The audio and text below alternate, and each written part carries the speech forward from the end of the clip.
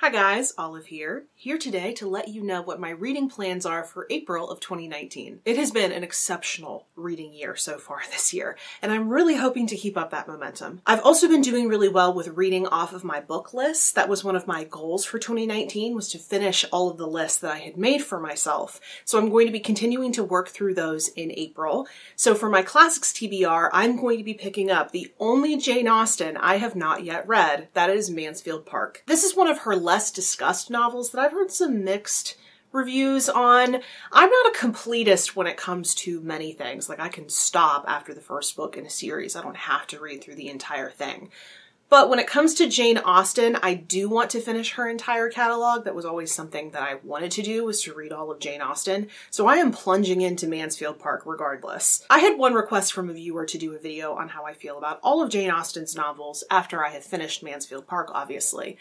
I'm really hesitant to do that because I hated, and I mean really hated, Emma. And my rants on beloved books don't tend to go over very well. If you truly want to see a video from me on all of Jane Austen's novels, let me know. Otherwise, I don't know if I want to do it. Off of my 5-star nonfiction predictions list, I am planning to read Hammerhead, The Making of a Carpenter by Nina McLaughlin. This is a memoir of reinvention about the author's experience quitting her day job in order to become an apprentice to a carpenter, despite not knowing anything about the trade. The month of April to me always feels like a month of starting over, with spring cleaning and rejuvenation and all that. So this felt like a good pick for the mood of the month. And then my last list pick for the month of April will be The God of Small Things by Arundhati Roy. This will be my pick off of my 10 most popular books off of my TBR list. This is a family saga set in 1969 on the southernmost tip of India. It has been extremely widely read since its publication in 1997. I have heard a ton of people gush about this, so I'm excited to finally read it. Well, I guess that wasn't technically the last book off of a list that I will be picking up in April, because I am also planning to read Dragonwyck by Anya Seton. This was on my Classics TBR for last year that I did not finish, partly because I picked it up in October, expecting a gothic novel, when really, after reading the first few chapters, it felt more like a spring book to me. This is about a young woman from the country who is bored with her life when she gets the opportunity to go stay at an old mysterious mansion with a distant relative.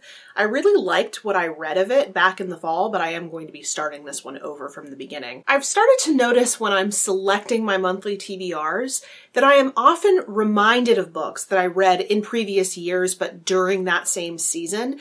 I start to get nostalgia for the feeling, the experience of that book, and I start to crave something similar. I mention this because that absolutely happened this month. For some reason, I can't stop thinking about The Woman Who Would Be King by Cara Cooney. I read it around this time last year.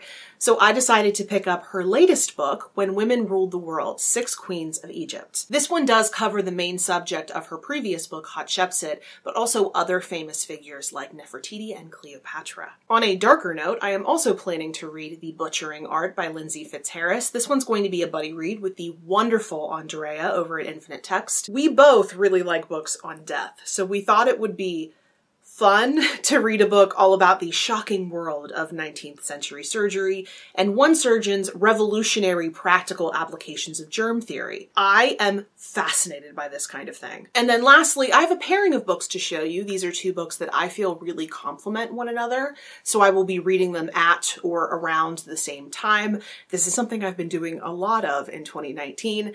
The first book in this pairing is Captive Audience, On Love and Reality TV by Lucas Mann. This is a mixture of personal essays and media criticism that looks at the appeal and the impact that reality TV has in our modern worlds. I make no secret that I really enjoy reality TV, but I can also certainly appreciate the arguments against it.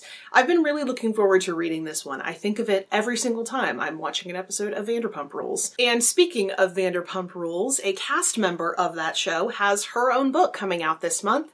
That is called Next Level Basic by Miss Stassi Schroeder. It is a book about accepting all of those things that you love, but that have come to be identified as basic. I have been watching Vanderpump Rules for years now and have really experienced that phenomenon where you feel like you know these people personally because you've been watching them for so long. So needless to say, I was more than happy to pre-order this. The only thing left to do in this TBR video is to pick the 3 options for my random pick off of my TBR. If you've never seen me do this, if you've never seen a TBR video from me before, what I do is go to my to-read shelf on Goodreads, use a random number generator to select 3 different options of books. From these 3 options, I used to be the one who would go on to pick the one that I would end up reading.